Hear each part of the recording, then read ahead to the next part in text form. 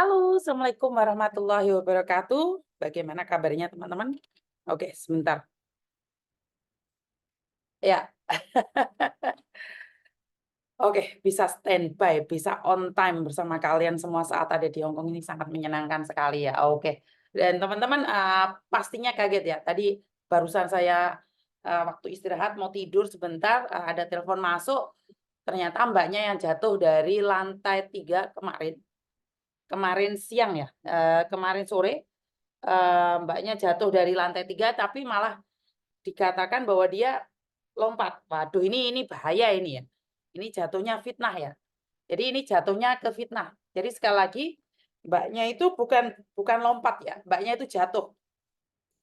Dan ini malah agentnya seharusnya berempati, bersempati dulu, tapi kok malah memberikan informasi bahwa harus keluar lah, kalau keluar nanti bayar majikan.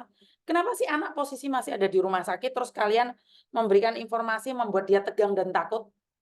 Ini kenapa saya paham banget dengan agensi yang ketar-ketir kalau sudah viral masuk ke saya, mereka selalu bilang, semua agen itu tidak suka sama Yuni. Banyak agen yang nggak suka sama Yuni. Bukan itu loh maksud saya. Kenapa sih? Anak barusan datang 3 bulan, dan ini adalah kesalahan dari majikan, terus kamu meminta mbaknya untuk bertanggung jawab atas apa yang terjadi. Paham ya maksud saya? Jadi kenapa kenapa agennya bukannya memberikan harapan, "Oh ya udah tenang dulu, nanti kalau sembuh kita bicarakan." Jadi membuat keadaan menjadi tenang dulu. Jadi, kalian pastinya lihat ya di TV-TV sudah heboh, sudah di mana-mana ya, sudah pada tahu seperti apa dan bagaimana. Jadi buat teman-teman nih, agen-agen ini mencoba cari jalan baiknya saja. Agen-agen ini mencari jalan aman saja. Contohnya adalah, mereka tidak peduli dengan apa yang terjadi. Dan mereka merasa terancam saat saya yang menguak fakta. Terus saat saya menguak fakta, mereka bilang bahwa, Yuni itu mulutnya nggak bagus lah, banyak agent yang tidak suka sama Yuni lah. Bukan kontennya, bukan di situ ya, konsepnya bukan, siapa suka dan tidak suka. Benar nggak? Bukan malah suka dan tidak sukanya ya teman-teman ya. Dan 1 bulan, 2 bulan, 3 bulan anak masih masa-masa penyesuaian. Engkau dengan mudahnya saja mengatakan bahwa, "Ya udah kamu pulang kalau kamu yang tidak kerja." Anak masih posisi di rumah sakit. Kenapa kamu tidak berpikir untuk menenangkan dia dulu? Setelah dia tenang, setelah dia sembuh dari sakitnya, kamu mau suruh dia seperti apa-apa, nggak apa-apa. Kan mereka nggak bakalan lapor ke saya. Benar nggak? Jadi kejadian yang kemarin yang ada di TV-TV itu mengatakan ada salah satu Cece jatuh dari lantai 3 itu kepleset ya Mbak ya, jatuh ya. Buktinya saat tangannya itu ada lap birunya ya. Kalau nggak salah di fotonya itu ada lapnya. Jadi, buat teman-teman nih yang sudah ngonten nih, tentang apapun itu, kadang-kadang kita butuh kebenarannya dulu ya teman-teman ya.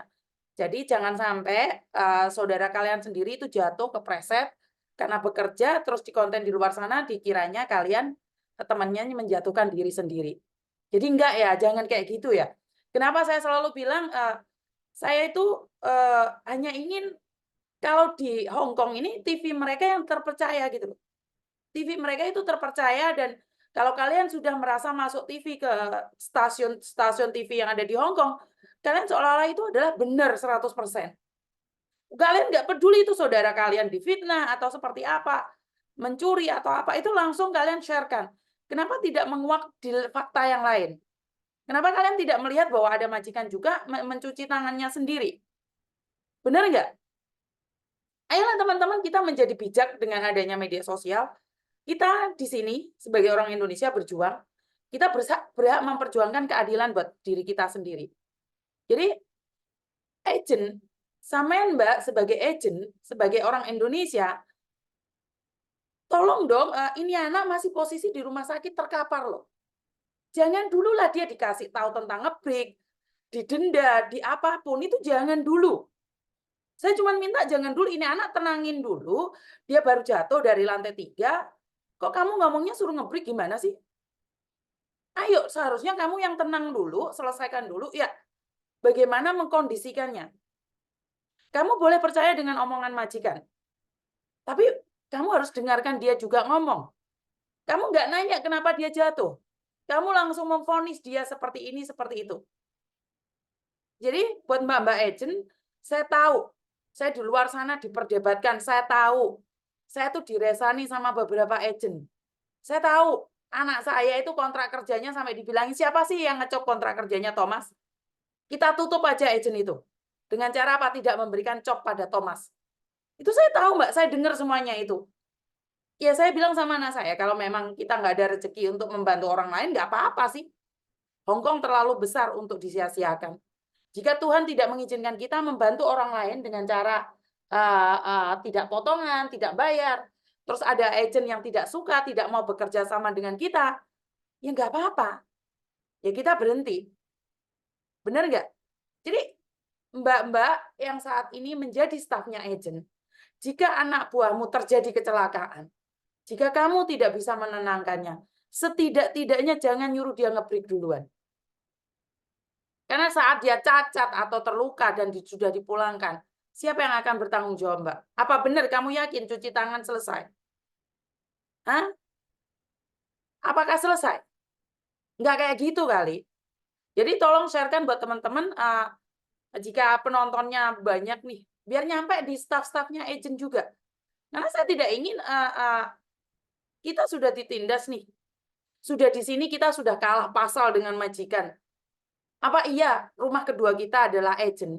Rumah pertama kita adalah KJRI pastinya ya. Rumah kedua kita adalah agent. Masa iya agent akan seperti itu? Saya sendiri bekerja di agent, Mbak.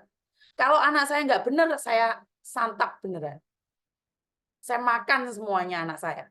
Tapi kalau mereka benar dan mereka tidak melakukan kesalahan, setidaknya kita harus mendengarkan juga suara hati mereka juga dong. Nggak adil. Karena adanya majikan juga adanya cece. Jadi nggak bisa kamu bilang itu rezekinya dari majikan aja. Enggak. Karena ada dua belah pihak, baru agent punya uang. Kalaupun punya banyak majikan, nggak ada cece, kalian nggak bisa kok punya bisnis. Ya harus dibela dua-duanya dong. Kalian saat cari cece, mulut kalian manis sekali. Saat cari cece itu dapat komisi lah, dapat hadiah ini, hadiah itu, hadiah ini, ada hadiah itu. Tapi giliran cecenya punya masalah, kalian kemana aja? Kalian membenci saya buat status di mana-mana dan ngata-ngatain saya nggak peduli. Yang penting tidak ada anak yang melapor bahwa kalian menganiaya mbak-mbak, itu aja. Kalau saya selalu podcast. Saya nggak mau. Anak-anak saya nggak benar, ya biarkan saya podcast. Kalau saya nggak benar, oke, hajar saya di depan umum juga. Setidak-tidaknya saya bisa introspeksi diri. Hah? Jadi saya bisa introspeksi diri. Kalau saya salah, hajar saya di media sosial. Karena saya inginnya fair, Mbak. Di era terbuka seperti ini, kita semua harus terbuka dong. Kamu nganiaya orang, kamu di depan orang, hai, nggih, iya, iya. Tapi di belakang kamu monteng. Benar nggak? Dan cecenya masih baru, Mbak. Bahasa nggak bisa. Diajak debat, ya ngeluh deh. Tapi ya syukur alhamdulillah saya sudah laporan sama KJRI. Respon KJRI sangat cepat sekali. Kita lihat aja seperti apa. Dan saya tidak memfitnah ya. Saya tidak mengatakan bahwa semua agent. Tapi ada beberapa agent, itu setiap kali podcast saya, mereka tersinggung. Kenapa sih? Kalau kamu nggak melakukan apa-apa, kenapa kamu takut? Ini loh kenapa saya tidak mau jadi agent. Semua teman-teman saya agent dari dahulu kala nanyain, kenapa sih Miss Yuni nggak mau buka agent? Kenapa kamu nggak mau agent, Yun? Bukannya kamu nggak punya hubungan, bukannya kamu nggak punya PT, bukannya kamu nggak ada majikan. Ya karena saya ingin tengah-tengah. Dan kalau kita sudah berbicara dengan bisnis, kita nggak bisa jadi tengah-tengah. Nggak bisa. Karena saya akan lebih mementingkan uang. Dan inilah yang saya titipkan pada Koko Thomas. Saya titipkan dengan keras ke Koko Thomas agar lebih berhati-hati lagi. Dan satu hal, kalau Koko Thomas ada di jalurnya, jangan disakiti, jangan ditipu, jangan macam-macam. Karena orang baik berubah menjadi jahat, karena kalian yang meralat mereka, mereka berubah menjadi jahat. Kalau saya sudah nilai jahatnya, sudah hambar, nilai baiknya saya cuma cari ikhlasnya saja. Saya sudah nggak punya apa-apa lagi dalam hidup ini. Saya cuma ingin melakukan yang terbaik, saya tidak ingin saudara-saudara saya teraniaya. Ya, bisa dipahami ya teman-teman ya. Agent baik balas baik yang baik, betul. Agent baik tolong dibalas dengan yang baik. Jangan seenaknya sendiri, jangan glondro sendiri. Kalau ada agent baik, tolong dihormati juga. Saya tidak bilang bahwa saya terbaik, enggak. Boleh di di di apa ya? Dikomenin ataupun di apapun boleh. Jadi saya tidak ingin, oh Miss Yuni ping dilem agennya paling apik, enggak juga. Agent yang baik belum tentu orangnya baik juga. Halo, Assalamualaikum.